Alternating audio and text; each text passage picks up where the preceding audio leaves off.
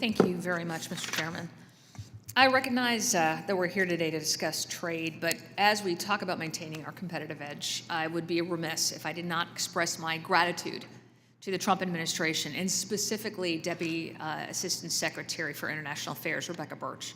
She came and she spoke with us last week, but I think she had a landmark victory at the OECD, which rightfully neutralized the effect of Pillar 2 on U.S. companies.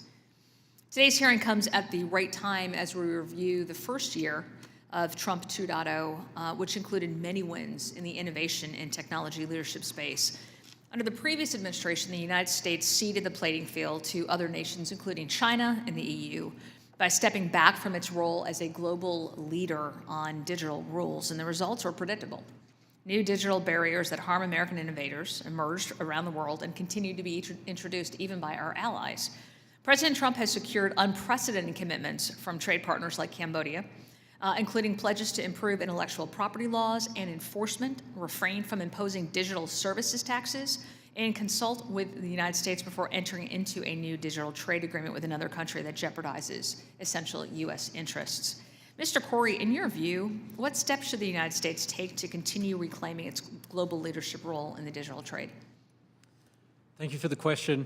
I think they're off to a good start, and in addition to the ones you mentioned, I'll just briefly mention that they obviously got Canada to halt the collection of the DST.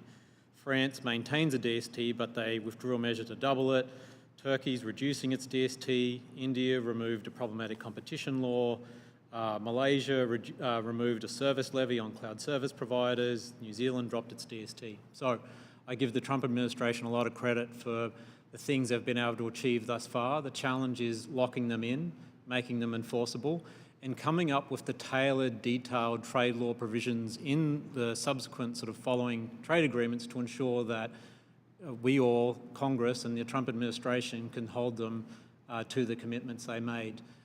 Because as Anissa was saying in relation to the contagion of streaming-related provisions, is that without clear, strong and consistent action, these problematic digital provisions will continue to spread. And so I think that's the challenge that hopefully is front of mind for USTR Greer and the team and the Trump administration in the year ahead, is how do they build on the sort of the many wins they have, but bringing them together and making a clear statement that the US will no longer put up with the types of digital trade barriers that they used to. All right, thank you very much. Ms. Brennan, I'm the co-founder of and co-chair of the Congressional Creators Caucus, and we've had them here, and there is a lot of concern about how we can protect our fair market access for these American creators and these streamers. These are incredibly important. They're in every single one of our districts. I share your concerns about Canada's Online Streaming Act, and members of this committee have raised these issues with Ambassador Hillman. How would policies like these stifle American innovation and investment in the creative industries? Thank you, Congressman or Congresswoman, for that question. I really appreciate it. So, in many ways, I think policies like the OSA would stifle creativity. I mean, first, the government is injecting itself into the business decisions of U.S. streaming companies. It's dictating to us what we can show, when we can show it, how we show it. And so that has, if you can imagine that across multiple jurisdictions, this kind of heavy-handed government intervention into U.S. companies' business decisions is something that we should push back against regularly and consistently. And we're grateful. The Trump administration has been a strong advocate for us in pressing these issues with both Canada and Australia.